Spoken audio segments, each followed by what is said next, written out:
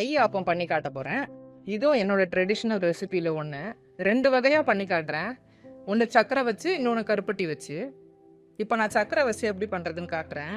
இதுக்கு 2 table spoon ஆப்ப மாவு எடுத்துக்கோங்க. இதில் ஒரு முட்டை உடைச்சி ஊற்றிக்கலாம்.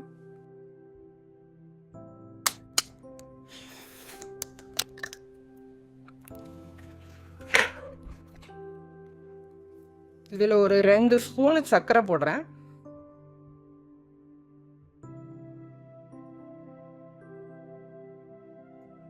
இதோட ஒரு டேபிள் ஸ்பூனு நெய் ஊற்றுறேன்.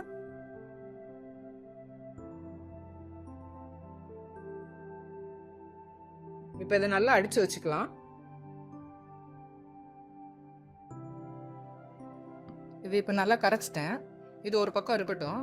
இப்போ நான் கருப்பட்டி ஆப்பம் எப்படி கரைக்கிறதுன்னு காட்டுறேன். இப்போ கருப்பட்டி ஆப்பத்துக்கும் 2 டேபிள் ஸ்பூன் ஆப்ப மாவு எடுத்துக்கிறேன்.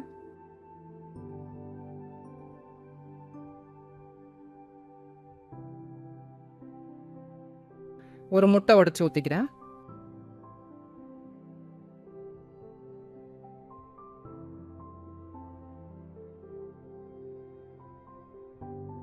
ஒரு டேபிள் ஸ்பூன் நெய். சர்க்கரைக்கு பதிலாக கருப்பட்டி பாகு. இது கருப்பட்டியை கொதிக்க வச்சு வடிகட்டி எடுத்து வச்சிருக்கேன். இப்போ இதை நல்லா கரைச்சிடலாம். இப்போ கருப்பட்டி ஊற்றி கரைச்சிட்டேன். இப்போ மாவு இப்படி ஊற்றுற அளவுக்கு இருக்கணும், பார்த்துக்கோங்க.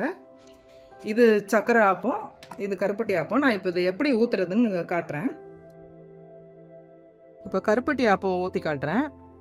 ஒரே ஒரு ஸ்பூன் ஊற்றுங்க. சின்னதாக அழகாக வரும். குழந்தைங்களுக்கும் ரொம்ப பிடிக்கும் அப்படி ஊற்றி கொடுத்தா.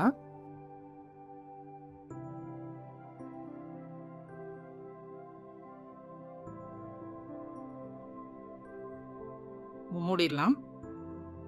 இப்போ ஓப்பன் பண்ணுறேன். ஒரு 2 மினிட்ஸ் வச்சுருந்துருக்கேன். ரெடி ஆயிடுச்சு.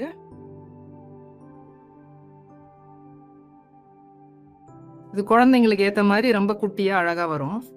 இப்போ பாருங்கள், இப்போ இப்படி எடுத்துடலாம்.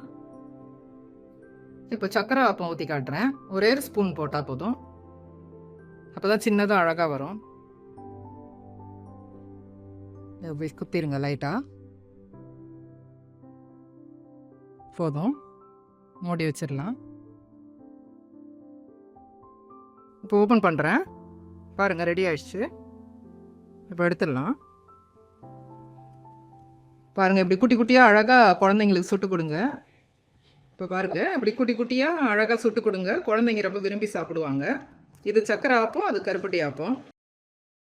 ட்ரை பண்ணி பார்த்துட்டு எப்படி இருக்குன்னு சொல்லுங்கள்.